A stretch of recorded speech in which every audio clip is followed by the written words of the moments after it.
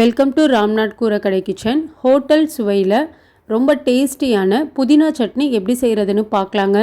இட்லி, தோசை, பணியாரம், ஊத்தப்பத்துக்கெல்லாம் ரொம்ப சூப்பராக இருக்குங்க. இந்த சட்னி கொஞ்சம் சுருக்குன்னு வச்சா டேஸ்ட்டு ரொம்ப நல்லா இருக்குங்க. 2 இட்லி அதிகமாகவே கேட்பாங்க. ரொம்ப சுலபமாக செஞ்சு முடிச்சிடலாம் இந்த புதினா சட்னி. வாங்க எப்படி செய்கிறதுன்னு நம்ம வீடியோக்குள்ளே போய் பார்க்கலாம். சட்னி செய்கிறதுக்கு பேனில் 2 டேபிள் ஸ்பூன் அளவுக்கு எண்ணெய் சேர்த்துருக்கேங்க. எண்ணெய் நல்லா சூடானதுக்கப்புறம் 1 டேபிள் ஸ்பூன் அளவுக்கு வடக்கடலை பருப்பு, 1 டேபிள் ஸ்பூன் அளவுக்கு உளுத்தம் பருப்பு சேர்த்துக்கலாங்க. உளுத்தம் பருப்பும் வடக்கடலை பருப்பும் கலர் மாறிடக்கூடாதுங்க, நல்லா வறுபற்றணும். அடுப்பை லோ ஃப்ளேமில் வச்சுக்கோங்க. உளுத்தம் பருப்பும் வடக்கடலை பருப்பும் நல்லா இந்த அளவுக்கு வறுபற்றணுங்க. இப்போ இதை எடுத்து நம்ம தனியாக ஒரு பிளேட்டில் மாற்றி வச்சுக்கலாங்க. எண்ணெய் திரும்ப சேர்க்க வேணாங்க. உளுந்து வறுத்த இதே எண்ணெயில் 5 பல் பூண்டு சேர்த்துக்கலாங்க. 1/4 துண்டு அளவுக்கு இஞ்சி சேர்த்துக்கலாங்க. இஞ்சி நிறைய சேர்த்துட வேணாங்க, ஃப்ளேவருக்காக கொஞ்சமாக சேர்த்துக்கிட்டிங்கன்னா போதும். ஒரு 2-3 நிமிஷம் போல் இஞ்சியும் பூண்டும் நல்லா வதங்கிடணுங்க. இப்போது இந்தளவுக்கு நல்லா வதங்கினதுக்கப்புறம் எடுத்து தனியாக ஒரு பிளேட்டில் மாற்றி வச்சுக்கலாங்க. இப்போது இதே பேன்லேயே பச்சை மிளகா காரத்துக்கு 5 அளவுக்கு எடுத்துருக்கேங்க. இந்த பச்சை மிளகா நல்லா காரமாக இருக்கும். நீங்கள் உங்கள் காரத்துக்கு தகுந்த அளவுக்கு கம்மியாகவோ அதிகமாகவோ சேர்த்துக்கலாங்க. பச்சை மிளகா கூடயே 1 கைப்பிடி அளவுக்கு புதினாவும் 1 கைப்பிடி அளவுக்கு மல்லித்தலையும் சேர்த்துக்கலாங்க.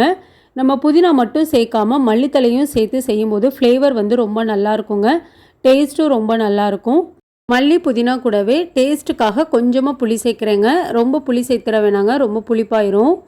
இந்த அளவுக்கு சேர்த்துக்கிட்டிங்கன்னா போதும். மல்லித்தலையும் புதினாவும் ரொம்ப நேரம் வதக்கணுங்கிறது இல்லைங்க, ஒரு 2 நிமிஷம் போல் மட்டும் நல்லா வதக்கிட்டேங்க. இந்த அளவுக்கு வதங்கினா போதுங்க. இது கூடவே தேங்காய் துருவல் சேர்த்துக்கலாங்க. 1/4 மூடி அளவுக்கு தேங்காய் துருவல் நான் எடுத்திருக்கேங்க. இப்போ அடுப்பை ஆஃப் பண்ணிவிட்டு அந்த சூட்லேயே தேங்காயை நல்லா ஒரு தடவை கலந்து விட்டுக்கலாங்க. இப்போ பாருங்கள், ஒரு 2-3 நிமிஷம் நல்லா கலந்து விட்டாச்சுங்க. மல்லி, புதினா, தேங்காய் துருவல் எல்லாமே நல்லா ஆறட்டுங்க. அதுக்கப்புறம் நம்ம மிக்ஸி ஜாரில் சேர்த்துக்கலாம். மீடியம் சைஸ் ஜார் எடுத்திருக்கேங்க. நம்ம வறுத்து வச்சுருக்க வடக்கடலை பருப்பு, உளுந்து, பூண்டு, இஞ்சியை முதல்ல சேர்த்துக்கலாங்க. தண்ணி சேர்க்காமல் நல்லா கொரன்னு அரைச்சி எடுத்துகிட்டு வந்துடலாங்க. பாருங்கள், இந்த அளவுக்கு நல்லா கொரன்னு அரைச்சி எடுத்துகிட்டு வந்தாச்சு. இது கூடவே மல்லி, புதினா, தேங்காயும் சேர்த்துக்கலாங்க. சட்னிக்கு தேவையான அளவு உப்பும் சேர்த்துக்கலாங்க. கொஞ்சமாக தண்ணி சேர்த்துட்டு நல்லா மைய அரைச்சி எடுத்துகிட்டு வந்துடலாங்க. இப்போ பாருங்கள், இந்தளவுக்கு சட்னி நல்லா அரைச்சி எடுத்துகிட்டு வந்தாச்சு. இந்த சட்னியை நம்ம பவுலில் சேர்த்துக்கலாங்க. சட்னியை இப்போ பவுலில் சேர்த்தாச்சுங்க. ஜாரில் 1/4 டம்ளர் அளவுக்கு மட்டும் தண்ணி சேர்த்துட்டு அதையும் அலசி நான் சட்னியில் சேர்த்துக்கிறேங்க. இந்த சட்னி ஒரு தடவை நல்லா கலந்து விட்டுறலாங்க. இந்த புதினா சட்னி ரொம்ப திக்காக இருந்தாலும் நல்லா இருக்காதுங்க. இந்த அளவுக்கு இருந்தால் தான் நம்ம இட்லி, தோசைக்கெல்லாம் ஊற்றி சாப்பிட்றதுக்கு நல்லா இருக்குங்க. இப்போ இந்த சட்னிக்கு நம்ம தாளிப்பு சேர்த்திடலாங்க. தாளிக்கிறதுக்கு 2 டேபிள் ஸ்பூன் அளவுக்கு எண்ணெய் சேர்த்துருக்கேங்க.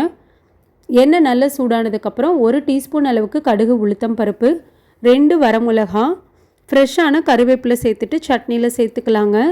அவ்வளோதாங்க, நல்ல காரசாரமான ஹோட்டல் டேஸ்ட்டில் புதினா சட்னி 5 நிமிஷத்தில் ரொம்ப குயிக்காக ரெடி பண்ணியாச்சுங்க. நீங்களும் இதே அளவுகள் படி உங்கள் வீட்டில் செஞ்சு பாருங்கள். செஞ்சு பார்த்துட்டு எப்படி இருந்ததுன்னு உங்கள் கமெண்ட்ஸை எனக்கு சொல்லுங்கள். நீங்கள் இப்போ தான் நம்ம சேனலை ஃபர்ஸ்ட் டைம் பார்க்குறீங்கன்னா ராம்நாத் கூரக்கடை கிச்சனை சப்ஸ்கிரைப் பண்ணிக்கோங்க. பக்கத்தில் இருக்க பெல் ஐக்கானை கிளிக் பண்ணிவிட்டு ஆல்ன்ற ஆப்ஷனை டிக் பண்ணிக்கோங்க. அப்போ தான் நான் போடுற புது ரெசிபீஸ் நோட்டிஃபிகேஷனில் உங்களுக்கு உடனுக்குடனே வரும். இந்த வீடியோ உங்களுக்கு பிடிச்சிருந்ததுன்னா லைக் பண்ணுங்கள். உங்கள் ஃப்ரெண்ட்ஸ் அண்ட் ரிலேட்டிவ் ஃபேமிலிக்கும் ஷேர் பண்ணுங்கள். இனி நான் வேறு ஒரு இன்ட்ரெஸ்டிங்கான ரெசிபியில் உங்களை பார்க்குறேன். தேங்க்ஸ் ஃபார் வாட்சிங்.